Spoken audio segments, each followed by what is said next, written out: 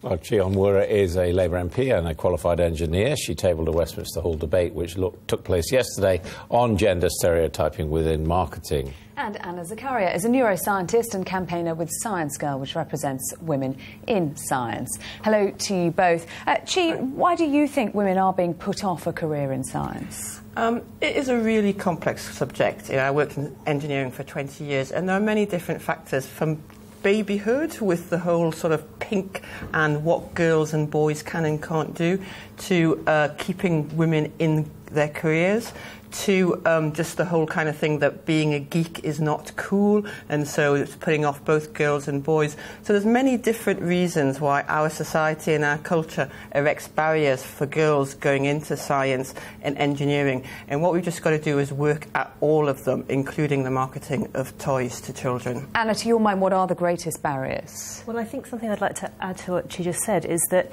actually what the report from the Select Committees show today is that there are lots of issues, deeper issues in academia, that maybe women fall through the cracks more easily, but there are issues with short-term contracts and lack of career support and advice, and things like balancing a career and a family, which is made to be a women's issue, but let's not forget that men choose to have families as well. I noticed you were nodding when the lady in the report was saying she could line her office with reports, and what you needed was action. Yeah. What action is required?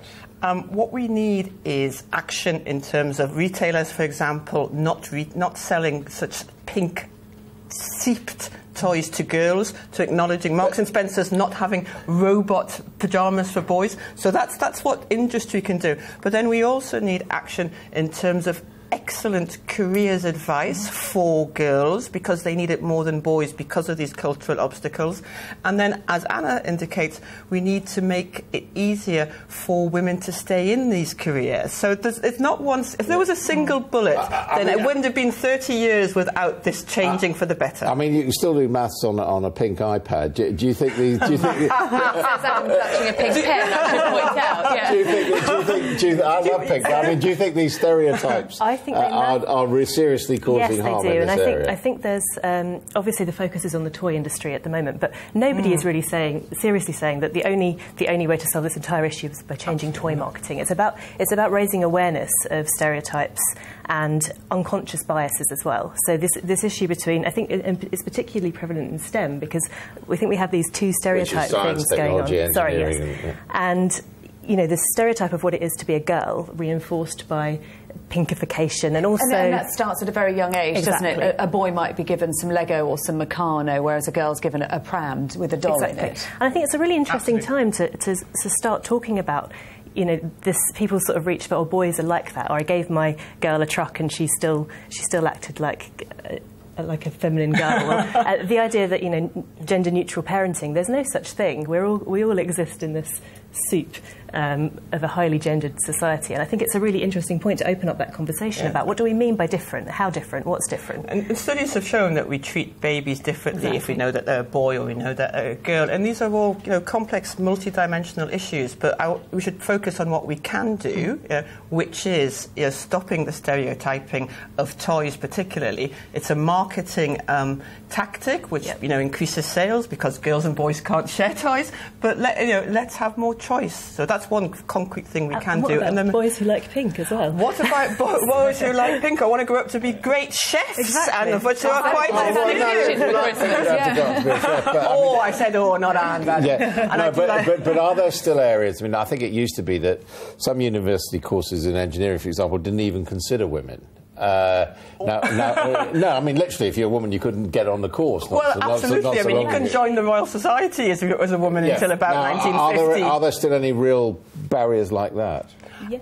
I think there are real barriers, and as much as if you open a prospectus for any engineering course at a university, you will see lots and lots of men there at you, and there aren't the role models. I think we have, to a certain extent, got rid of many of the legal barriers in terms of discrimination, but that leaves us with all the social and cultural barriers, which in many ways are far more complex and far more difficult to spear, if you like, but we've got to keep on working on it. Even coming down to sort of interview processes, I mean, we've heard anecdotally how intimidating that can be. I mean, something that's said quite a lot is about confidence, and of course young women today are very confident, are very ambitious, but actually these things translate into expectation, and how you act in an interview situation might be quite intimidating, and if it's sort of a board of people who don't look like you. For boys as much as girls. But there's an issue with confidence there. Definitely. And I remember, and I can say this here on Sky, the BBC, when it was looking for engineers, when I was looking to apply to the BBC for the engineer, one of the requirements it said was that you showed an interest in ham radio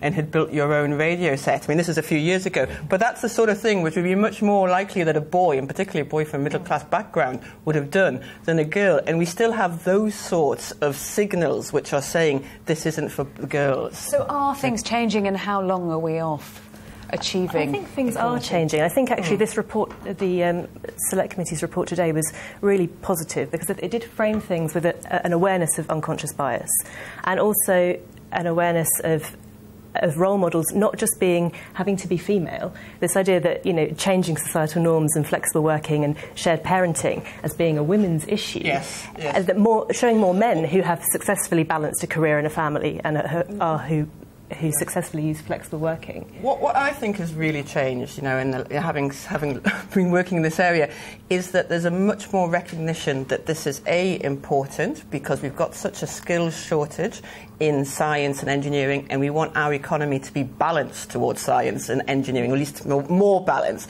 So it's important economically. I think that has changed. And I think also, as Anna said, it's changed in the view that it's not only a women's issue. We want a balanced work-life balance, and we want, you know, equal opportunities for girls and boys. I believe that. Thank you very much. Thank you.